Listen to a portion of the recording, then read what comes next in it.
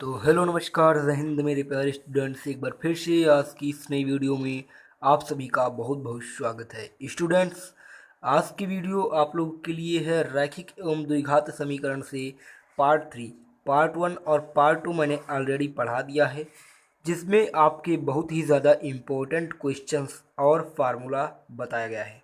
तो आपने अगर वो अभी तक नहीं देखा है तो तुरंत जा कर के वीडियो देख लीजिए, क्योंकि पार्ट 1 पार्ट 2 आप लोगों के लिए रैखिक एवं द्विघात समीकरण से बहुत ही ज़्यादा ज़रूरी है। स्टूडेंट्स, आपको बता दिया जाए, रोज़ सुबह 7 बजे आपकी क्लासेस आ जाती हैं, तो आपको रोज़ सुबह 7 बजे क्लासेस देखनी रहती है। रोज़ आपको मैथमेटिक्स की चैप्टर वाइज क्लासेस दी जाती हैं सुबह 7 बजे। तो आपको चैप्टर वाइज अपना सारा सिलेबस तैयार करना है और आपको यूपी पॉलिटेक्निक एंट्रेंस एग्ज़ाम में गवर्नमेंट पॉलिटेक्निक लेना है। तो इसलिए आपको रोज़ सुबह की 7 बजे क्लासेस ज्वाइन करनी है और आपको चैप्टर वाइज पढ़ते जाना है और साथ साथ में नोट्स भी बनाते जाना है। स्टूडेंट्स, चलिए चलते हैं, आज की वीडियो को स्टार्ट करते हैं।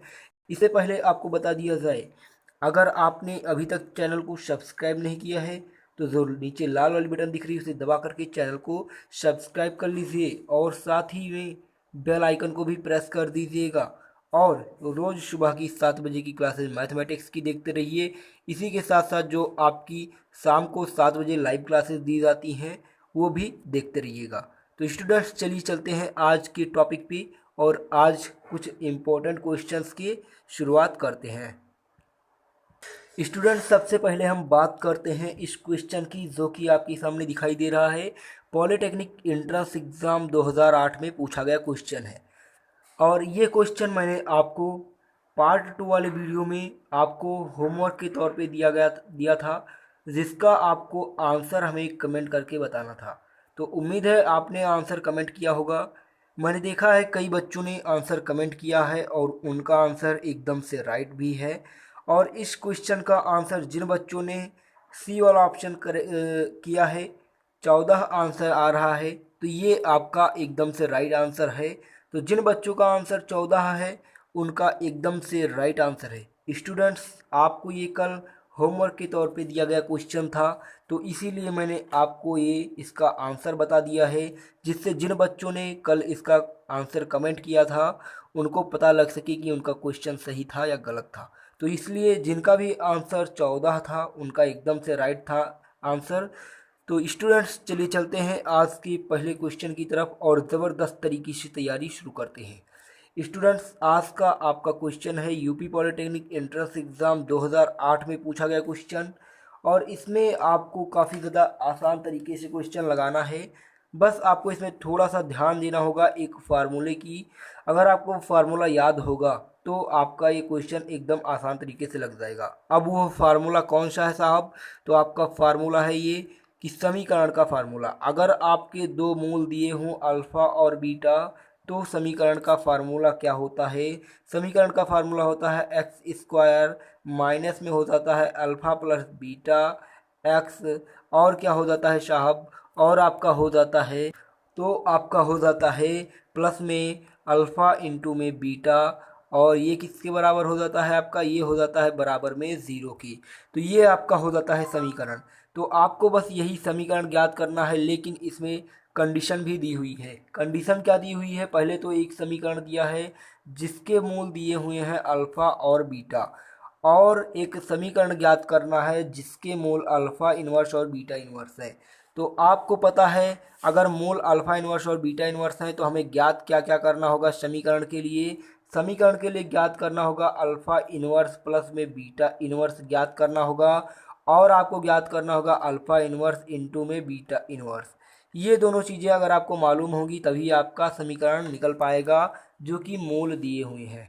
अब आपको पता है, हम अगर अल्फ़ा इन्वर्स और बीटा इन्वर्स की वैल्यू निकालना चाहें प्लस में, तो की दिया है, तो हमें यहाँ पे क्या करना होगा? 1/अल्फ़ा प्लस में 1/बीटा करना पड़ेगा। अब इसको अगर हम सॉल्व करते हैं तो alpha plus alpha into beta हो जाता है और ऊपर बीटा प्लस में अल्फ़ा आ जाता है। तो अब अगर आपको ये वैल्यू फाइंड करनी है तो इसके लिए आपको ये वैल्यू भी प्राप्त होनी चाहिए, अल्फ़ा प्लस बीटा और अल्फ़ा इंटू बीटा। अब ये वैल्यू आपको कहाँ से मिलेगी? तो ये वैल्यू मिलेगी आपको स्टूडेंट्स इस वाले पॉइंट से। यहाँ पे एक समीकरण दिया है जिसके मूल अल्फ़ा बीटा है, तो जब इसके मूल अल्फ़ा बीटा है तो हमें अल्फ़ा प्लस बीटा और अल्फ़ा इंटू बीटा की वैल्यू यहाँ से मिल जाएगी। आइए देखते हैं इसकी वैल्यू कैसे मिल पाएगी हमें अल्फ़ा प्लस बीटा और अल्फ़ा इंटू बीटा की। आपको इस समीकरण को देखना है और इस समीकरण की तुलना किससे करनी है, a x square plus b x plus c is equal to 0 से करनी है। तो यहाँ पे ए की वैल्यू दी हुई है, ए की वैल्यू यहाँ पे क्या दी हुई है, सी दी हुई है, बी की वैल्यू है ए और सी की वैल्यू है बी। तो हम अगर यहाँ से इसकी तुलना कर देते हैं तो ए इज इक्वल टू मिल जाता है सी और बी इज इक्वल टू मिल जाता है ए और सी इज इक्वल टू मिल जाता है बी। जब आपको ये सारी वैल्यू मिल जाती है तब आपको यहाँ पे देखिए इस समीकरण का मूल भी दिया है अल्फ़ा इंटू बीटा, अल्फ़ा और बीटा। तो जब आपको अल्फ़ा और बीटा मूल दिए हैं तो इस समीकरण से हम क्या निकालेंगे, अल्फ़ा प्लस बीटा निकालेंगे। तो अल्फ़ा प्लस बीटा बराबर आप जानते हैं क्या होता है, माइनस बी अपान क्या हो जाता है, ए हो जाता है। लेकिन यहाँ पे इस समीकरण में अगर ध्यान दें तो यहाँ पे ए बी और सी की वैल्यू दूसरी दूसरी दी हुई है, बदल करके दिया गया है।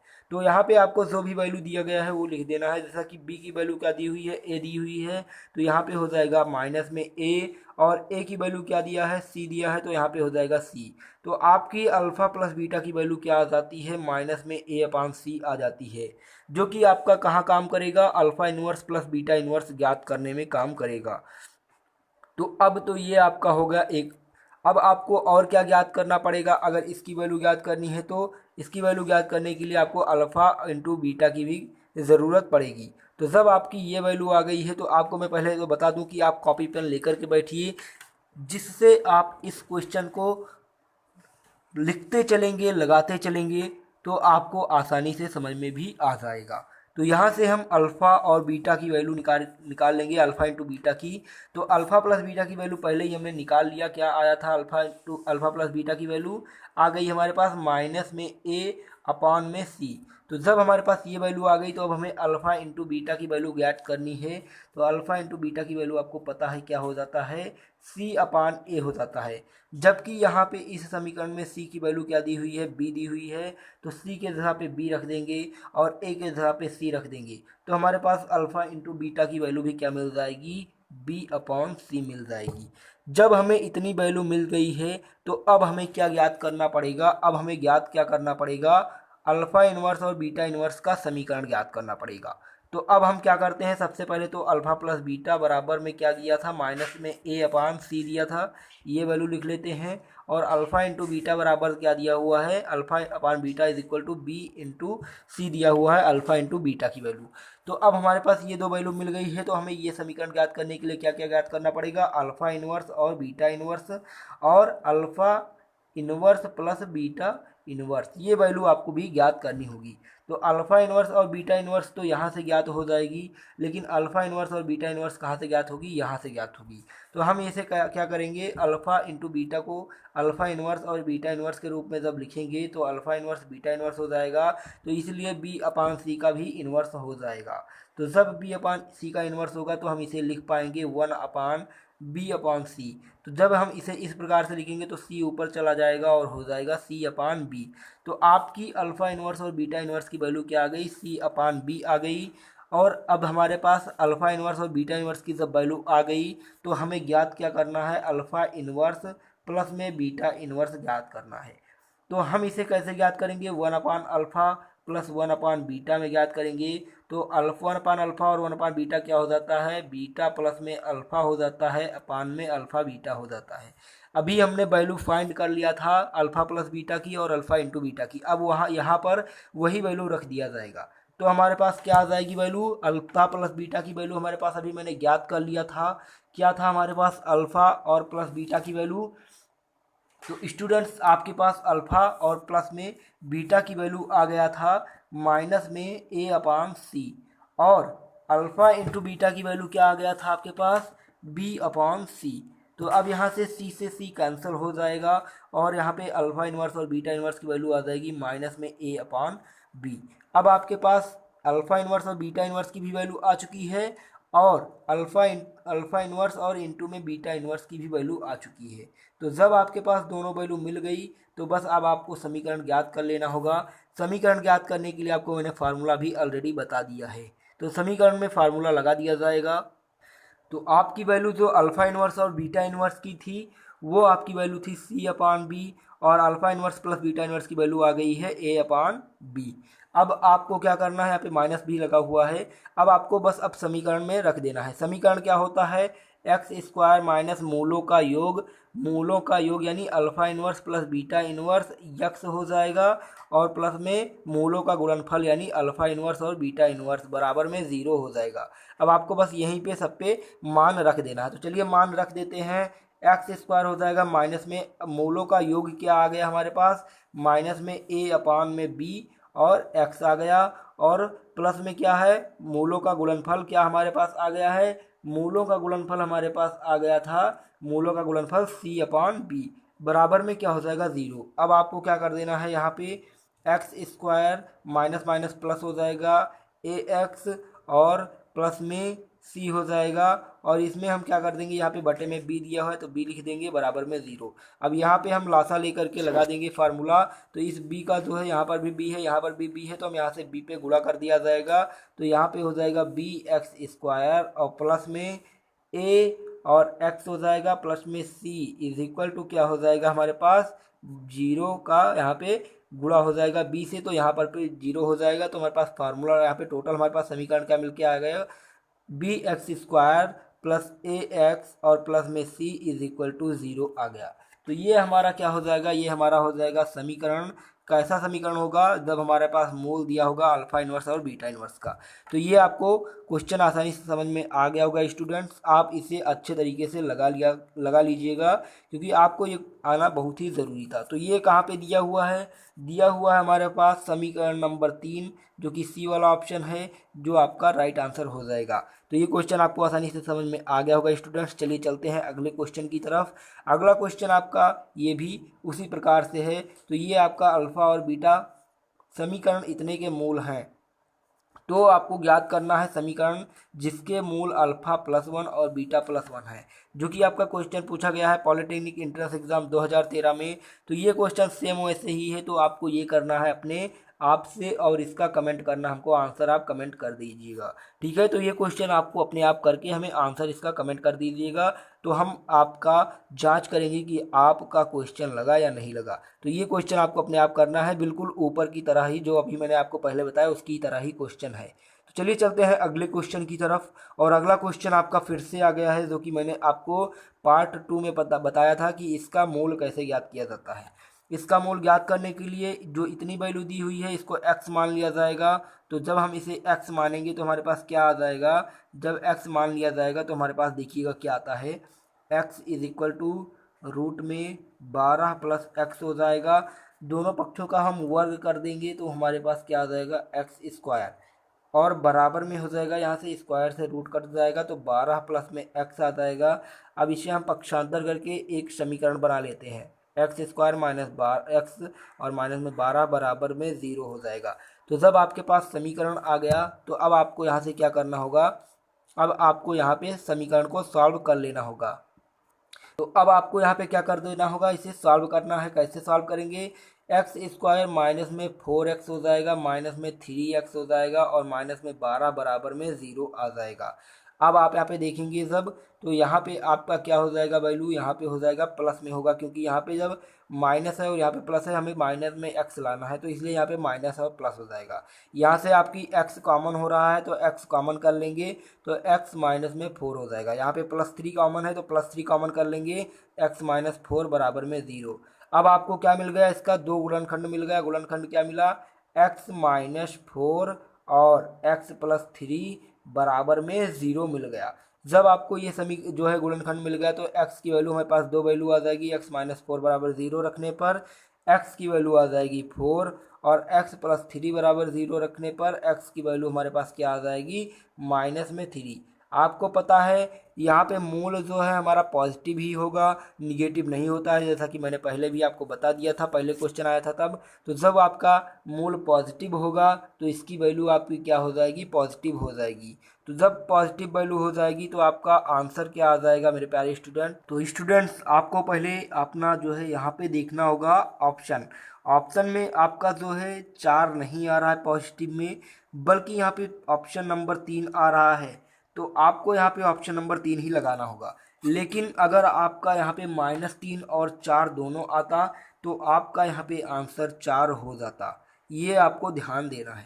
तो स्टूडेंट्स, आपको ये क्वेश्चन आसानी से समझ में आ गया होगा। इसी प्रकार से पहले भी एक क्वेश्चन आया हुआ था, तो वो आपने देखा होगा। तो चलिए चलते हैं अगले क्वेश्चन की तरफ।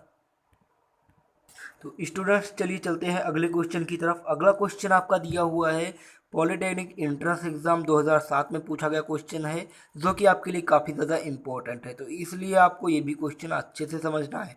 स्टूडेंट्स, चलिए चलते हैं। इस क्वेश्चन में दिया हुआ है ए और बी की मासिक आय 5:6 दिया हुआ है तथा उनके मासिक व्यय का अनुपात 3:4 है। यदि वे प्रतिमाह 1800 और 1600 रुपये की बचत करते हैं तो बी की मासिक आय क्या हो जाएगी? बी की मासिक आय क्या हो जाएगी? स्टूडेंट्स, आप यहाँ पे देखेंगे क्वेश्चन जो है आपका, अगर आप अच्छे से देखें यहाँ पे तो आपको यहाँ पे दो समीकरण बनाए जा सकते हैं। यदि मान लिया जाए ए और बी की मासिक आय, मान लिया जाए ए और बी की मासिक आय, यहाँ पे 5 दिया है, 5 और 6, तो माना ए की मासिक आय क्या हो गई? 5x हो गई, और बी की मासिक आय मान लिया क्या हो गई? 6x हो गई। तो ये हमारा मान लिया मासिक आय है, तथा मासिक व्यय मान लिया ए की क्या हो जाएगी? यहाँ पे अगर आप देखें तो, क्योंकि यहाँ पे 3:4 दिया है, तो ए की मासिक व्यय क्या हो जाएगी? 3x हो जाएगी, और बी की मासिक व्यय क्या हो जाएगी? 4x हो जाएगी। तो इस प्रकार से जब आप ए और बी की मासिक आय और मासिक व्यय देखेंगे तो 5x, 6x तथा 3x और 4x हो जाएगी। तो इस प्रकार जब आप देखेंगे कि यहाँ पे दिया गया है मासिक आय और मासिक व्यय, तो यानी कि आय कितना था? मान लिया 5 था, और व्यय कितना कर दिया? 3 कर दिया। तो अगर हम 5x में से 3x घटाते हैं तो उसके पास बचत कितनी हो जाती है? 1800 की हो जाती है। तो 5x माइनस 3x बराबर कितना हो जाएगा? 1800 हो जाएगा। इसी प्रकार से 6x की उसकी मासिक आय थी, तो 6x में से कितना व्यय करता है? 4x व्यय करता है। तो 4x बराबर कितना हो जाएगा? बचत कितना हो जाएगी तब? 1600 की। तो 1600 हो जाएगा। तो आपका यहाँ से क्या मिल गया? दो समीकरण आपको मिल गए। अब जब दो समीकरण आपको यहाँ से मिल गए तो अब आपको क्या कर देना है? इसको सॉल्व कर लेना होगा। कैसे सॉल्व करेंगे? यहाँ पे आप ध्यान दीजिएगा, यहाँ पे जो कि आपका व्यय है, व्यय को आपको x में नहीं बल्कि y में मानना पड़ेगा, क्योंकि अगर आप x में ही मान लेंगे तो आपका ये सॉल्व नहीं हो पाएगा। तो आपको यहाँ पे y में मानना पड़ेगा। तो अब आइए, हमें जब दो समीकरण मिल जाते हैं, 5x माइनस में 3y बराबर 1800 हो गया, और 6x माइनस में 4y बराबर कितना हो गया? 1600 हो गया। अब आपको क्या करना है? यहाँ से आपको गुणा कर देना होगा। इसमें 4 से गुणा, और इसमें आपका हो जाएगा 3 से गुणा। तो आपके पास समीकरण क्या मिल जाएगा? 4 पंचे 20x हो जाएगा, माइनस में कितना हो जाएगा? 4 तियाँ 12y, और बराबर में 18 का गुणा 4 से हो जाएगा, तो हो जाएगा 8 चौके 32, और 4 का नाम 4 3 7, ठीक है, 7200। और इसी प्रकार से 6 त्रिक हो जाएगा 18x, यहाँ पे 20 है, 18x माइनस में 12y, और बराबर में क्या हो जाएगा? 16 तियाँ 4800, ठीक है। तो अब आपको यहाँ पे माइनस और प्लस में सबका निशान बदल देना है। तो अब निशान बदलेंगे तो यहाँ पे हमारे पास 2x हो जाएगा, इससे ये कट जाएगा, और 7200 में से 4800 चला जाएगा, तो आपके पास बच जाएगा, यहाँ पे बच जाएगा 4, और कितना बच जाएगा? 2, 2400 बच जाएगा। तो यानी कि आपका क्या बचा? 2x बराबर कितना हो गया? 2400 हो गया। तो x की वैल्यू कितनी आ जाएगी? हमारे पास आ जाएगी 1200 रुपये। 1200 रुपये। जब हमारे पास x की वैल्यू 1200 रुपये आ गई, तो अब हम यहाँ से y की भी वैल्यू निकाल लेंगे। कैसे निकालेंगे? 5x माइनस में 3y बराबर 1800 दिया था, तो यहाँ से आपके पास क्या आ जाएगा? 5 की गुणा कितने से हो जाएगा? 1200 से हो जाएगा। तो माइनस में कितना इधर? 1800, और बराबर में 3y आ जाएगा, क्योंकि 3y को हम पक्षांतर कर देते हैं, 1800 को भी पक्षांतर कर देते हैं। तो 12 पंचे क्या हो जाता है आपका? 60 हो जाता है, यानी 6000 माइनस में 1800 बराबर में 3y हो जाएगा।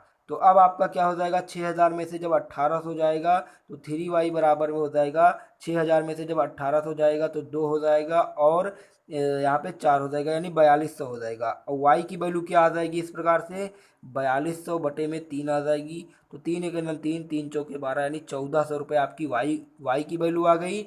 और एक्स की वैल्यू आपके पास कितनी आई थी, 1200 रुपये। जब आपकी एक्स की और वाई की वैल्यू दोनों की मिल चुकी है, आपको ज्ञात क्या करना है, बी की मासिक आय ज्ञात करना है। तो जब आपको बी की मासिक आय ज्ञात करना है तो आपको पता है यहाँ से मासिक आय कितना था, 6x था।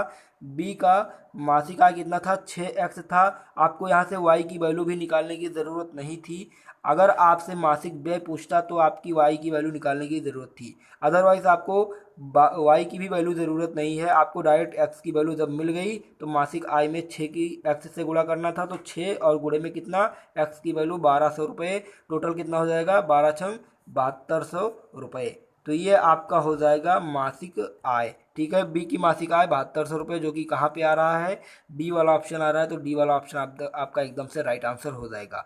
चलिए चलते हैं अगले क्वेश्चन की तरफ। अगला क्वेश्चन आपका दिया है, एक कक्षा में 65 विद्यार्थी हैं, उनमें 3900 इस प्रकार वितरित किए गए 3900 रुपये कि प्रत्येक लड़के को 80 रुपये प्राप्त हो और प्रत्येक लड़की को 30 रुपये प्राप्त हो। उस कक्षा में लड़कियों की संख्या क्या होगी। क्वेश्चन पूछा गया है पॉलिटेक्निक एंट्रेंस एग्जाम 2006 में, जो कि आपके लिए काफ़ी ज़्यादा इम्पोर्टेंट क्वेश्चन है। यहाँ पे आपको दिखा दिया जाए, आपको बता दिया जाए, माना x लड़के हैं और y लड़कियाँ हैं, तो x लड़के और y लड़कियां मिलाकर के कितने विद्यार्थी हुए, 65 विद्यार्थी हुए। तो आपकी x प्लस वाई की वैल्यू क्या हो जाएगी, 65 हो जाएगी। अब आपको पता है लड़कों को 80, प्रत्येक लड़कों को 80 रुपया और प्रत्येक लड़की को 30 रुपया, तो टोटल कितना हो जाएगा, 3900 रुपया हो जाएगा। तो जब हमारे पास इतनी वैल्यू आ गई, 80 लड़के और 30 लड़कियों को मिलाकर के कितनी वैल्यू हो गई, 3900 रुपये हो गई। तो हमारे पास यहाँ पे 65 था, 65 था। तो हमारे पास 80 यक्स, क्योंकि 80 रुपये प्रति लड़के को दिया गया और 30 रुपये प्रति लड़की को दिया गया, तो 30 वाई बराबर में कितना आ जाएगा, 3900 रुपया आ गया। तो यहाँ से आपका कितना वैल्यू आ जाएगा, 3900 रुपये आ जाएगी वैल्यू यहाँ पे। ठीक है, तो 3900 लिख देते हैं। तो जब हम यहाँ पे 3900 लिख देंगे तो हमें ये समीकरण दोनों मिल जाएंगे, तो इसे भी हम सॉल्व कर लेंगे। यहाँ पे हम 80 से कर देते हैं गुणा, या फिर 30 से गुणा कर देते हैं। तो 30 से गुणा जब यहाँ पे करेंगे तो यहाँ पे हमारा 1 से गुणा होगा, क्योंकि हमें y की वैल्यू बराबर करनी है। तो जब हमारे पास यहाँ पे समीकरण क्या मिल जाएगा, नया समीकरण 30 यक्स प्लस में 30 वाई बराबर क्या हो जाएगा, 65 गुणे 30। तो 65 गुणे 30 क्या हो जाएगा, 3 पचे 15 हो जाएगा और 3 छक 18 और 1 19 हो जाएगा, 1950। और यहाँ पे क्या था, 80x और प्लस में 30y बराबर में क्या हुआ, क्या दिया था, 3900। अब आपको यहाँ से घटा देना है, इस वाले वैल्यू को घटाएंगे हम। इस वाले वैल्यू को जब घटाएंगे तो यहाँ से ये कट जाएगा और 80 में से 30 जाएगा, 50 यक्स हो जाएगा, 3900 में से 1950 जाएगा, क्योंकि 65 का गुणा 30 से जब हम कराते हैं तो 65 का गुणा जब 30 से हम कराएंगे तो 3 पचे हो जाएगा 15 और 3 छक 18 और 1 1950 हो जाएगा। 3900 में से 1950 जब जाएगा तो हमारे पास वैल्यू क्या हो जाएगी, यहाँ पे 0 हो जाएगी। फिर यहाँ पे हो जाएगी हमारे पास 5 हो जाएगी, क्योंकि 10 में से 5 जाएगा 5 हो जाएगा, और 18 में से 9 जाएगा तो क्या हो जाएगा, 9 हो जाएगा। 2 में से 1 जाएगा तो 1 हो जाएगा, 1950 हो जाएगा। तो जब 50 की x की वैल्यू 1950, तो x की वैल्यू हो जाएगी 1950 और बटे में 50। तो हमारे पास वैल्यू क्या आ जाएगी, यहाँ से 5 तियाँ 15 और क्या हो जाएगा, 5 तियाँ 15 और 5 9 45, यानी x की वैल्यू हमारे पास क्या आ गई, 39 आ गई। x की वैल्यू हमारे पास जब 39 आ गई तो हमें ज्ञात क्या करना है, यहाँ पे लड़कियों की संख्या ज्ञात करनी है। क्योंकि हमें पता है x plus Y is equal to 65 था, यानी लड़कों की संख्या x और लड़कियों की संख्या y बराबर 65 था। तो x की वैल्यू हमारे पास 39 है, तो लड़कियों की संख्या y क्या हो जाएगी, 65 हो जाएगी, माइनस इसमें से y is equal to 65 minus में 39 कर दिया जाएगा। तो आपका आंसर क्या आ जाएगा, 15 में से 9 जाएगा तो 6 हो जाएगा, और 5 में से 3 जाएगा 2, तो 26 लड़कियां आपका आंसर हो जाएगा। आंसर आपका हो जाएगा 26, जो कि कहाँ पे दिया हुआ है, आपका आंसर दिया हुआ है बी वाला ऑप्शन। तो बी वाला ऑप्शन आपका एकदम से राइट आंसर हो जाएगा।